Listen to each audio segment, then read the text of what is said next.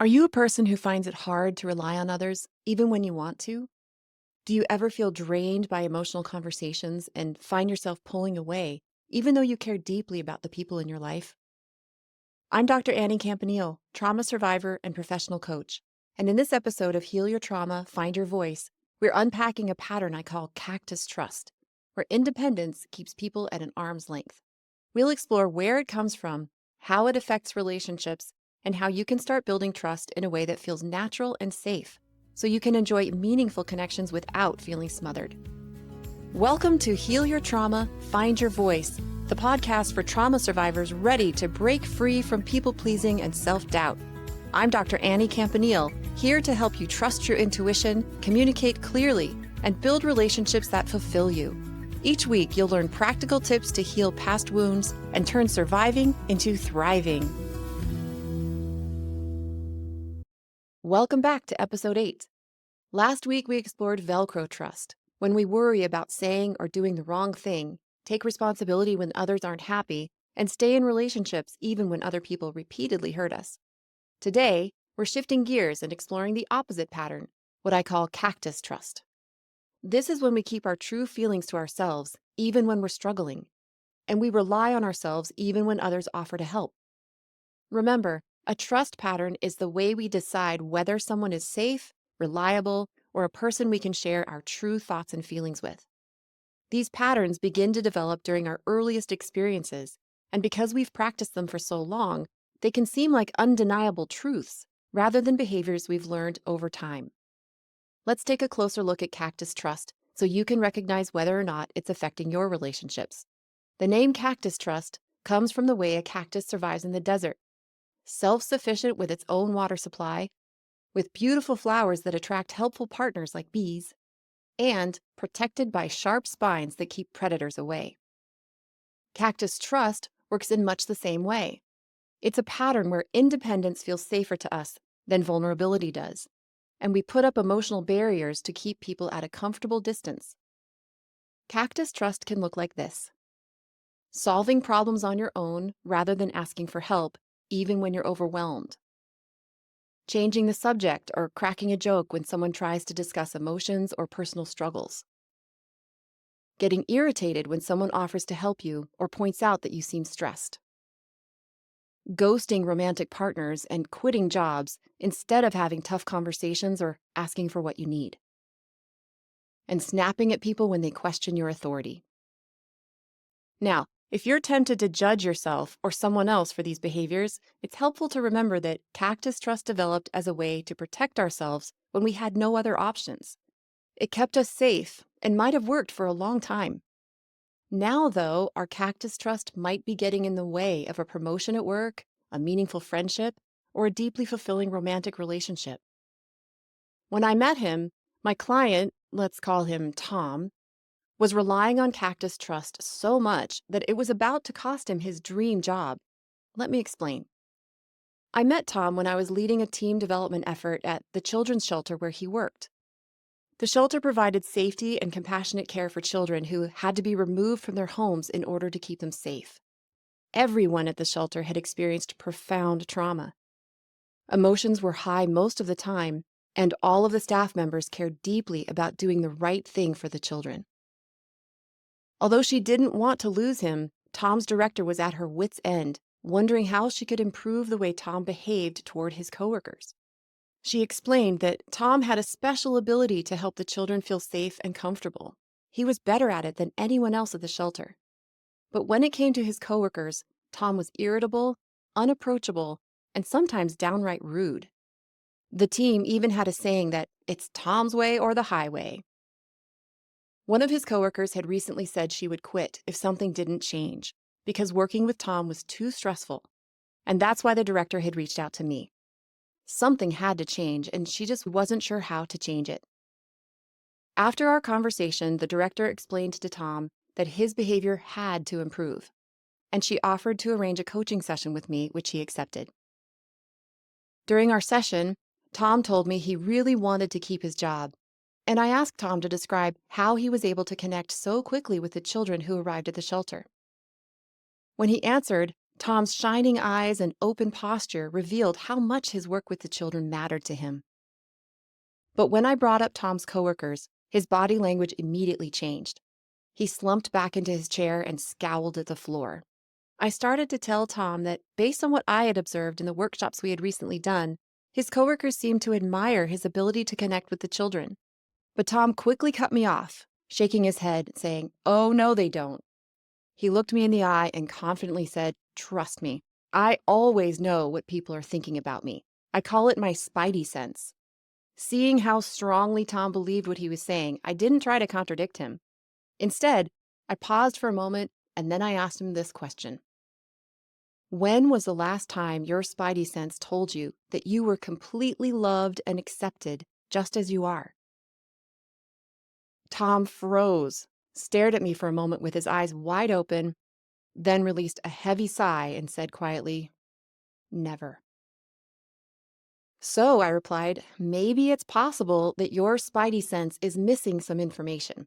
It's been taking care of you for all these years, pointing out signs of threat. And I'm sure there was a time in your life when that was really helpful. Now, that keen awareness of threat isn't serving you as well because it is seeing signs of threat that might not actually be there. Your survival brain is actually getting in the way, preventing you from building strong relationships with people like your coworkers." Thankfully, this piqued Tom's interest, and I was able to help him understand why he had developed Cactus Trust and to start to repair his relationships with his coworkers. Let's look at where Cactus Trust comes from. Just like Velcro Trust, which we explored last week, Cactus Trust is shaped by our day-to-day experiences and early relationships. Here are 3 examples that might sound familiar. 1. Growing up, were you discouraged from expressing emotions, especially sadness, anger, or fear? 2. Did caregivers criticize your sensitivity, tell you to get over it when you felt upset, or expect you to manage adult responsibilities even though you were a child? And 3. Did you feel like you always had to be ready to fight to protect yourself or someone else you cared about? If you learned early on that vulnerability led to suffering, your nervous system may have responded by keeping people at a distance in order to protect you from harm. Tom realized that his childhood taught him to develop this pattern. He told me that his dad had been a stern, no-nonsense man who had Tom working all day in the family garden beginning at age 3. He got angry when Tom cried, and he frequently criticized Tom's efforts, telling him he should have done more. Tom described his mother as gentle but sad. In an effort to avoid adding to his mother's suffering, Tom had learned not to talk about his feelings. So on one hand, Tom had a father who shamed him for expressing emotions.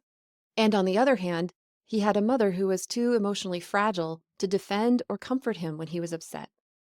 It's no wonder that by the time he was a teenager, Tom had become very sensitive to criticism. He expected all people in authority to treat him badly, and he told himself, "I can't rely on anybody. I have to handle everything on my own." Cactus Trust had become Tom's protection, and it served him very well when he was living in his parents' home and didn't have control over his environment. Now that you've heard Tom's story, I want to help you see if Cactus Trust is playing a role in your life. Here are 5 signs that you might have Cactus Trust. 1. You tell yourself things like, "If I don't depend on anyone, I can't be let down." 2. You pride yourself on being self-reliant, but you secretly feel lonely. 3. You get really anxious or irritated when someone expresses positive emotions near you, especially if they're about you. 4. You prefer solving problems on your own, even when help is available. And 5. You get suspicious when someone expresses appreciation for you. And here are 4 signs of Cactus Trust in others. 1. They avoid emotional conversations and prefer to keep things light with superficial topics or humor. 2. They keep busy with work or hobbies that they can do on their own. 3. They seem distant or uninterested when you share personal stories about your own life. And 4. They hesitate to accept help even when they're suffering. By keeping our relationships superficial, Cactus Trust can protect us from disappointment, but it can also lead to loneliness. If you recognize this pattern in yourself and you want to change it, you can. Small, intentional shifts can help you build a sense of trust that feels comfortable. For example, to counteract his habit of thinking people were criticizing him, my client Tom decided to look for signs that his coworkers respected the way he communicated with the children at the shelter. That first step led to Tom eventually trusting his coworkers and softening the way he spoke to them. Like Tom, you can start small and gradually build trust in a way that feels safe for you. It all starts with awareness. This brings me to this week's reflection activity, which can help you notice how Cactus Trust might be showing up in your life. Even if your go-to trust pattern is Velcro trust, you might find yourself using Cactus Trust in certain situations. Over the next few days, pay attention and see if any of these situations occurs. Does someone offer to help you? Does someone express appreciation for you? Or does someone invite you into a deep conversation about something that's important to them? If any of those things occur, see if you can pause and notice how you respond internally. Notice how your body responds. Do you feel tension in your body with tight muscles, anxious energy, or the urge to pull away?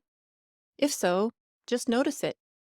Later, you might jot it into a journal so that over time you'll start to see if this is a pattern for you. Also, notice how you respond to the other person.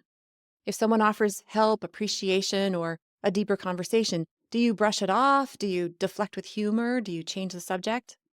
Again, whatever you notice, jot it down in your journal so that you can see if this is a pattern for you. Seeing your patterns on paper can help you recognize them more quickly, making it easier to shift toward connection when you're ready. Cactus Trust might be deeply ingrained, but small shifts can help you build security in partnership with others, instead of relying on isolation or emotional distance. Changing our trust patterns is a process, and you don't have to do it alone. If you'd like support, coaching can be incredibly helpful. You'll find a link in today's show notes to learn more, or you can visit my website at anniecampanile.com. Next week, we're talking about the trust pattern we've all been waiting for, kindred trust. And the episode's extra special because my husband Chris will be joining me. When we met, Christopher and I had done years of healing after losing our spouses. We were independent and we were open to love, but as our relationship deepened, old fears surfaced. At times, I leaned into Cactus Trust, keeping my guard up to maintain a sense of control. Christopher, on the other hand, had moments of Velcro trust, seeking extra reassurance from me. In episode 9, we will share how we navigated those trust patterns, the key shifts that helped us build security together, and what we've learned about creating a relationship where we can be honest without fear, we can ask for what we need without guilt, and we can rely on each other without losing ourselves. I can't wait to share that conversation with you. Until then, if this episode hit home for you, send me a DM on Instagram at Dr. Annie Campanile. I can cheer you on. Thanks for joining me for another episode of Heal Your Trauma, Find Your Voice. I'm Dr. Annie Campanile, reminding you that healing is possible and you don't have to do it alone. See you next week.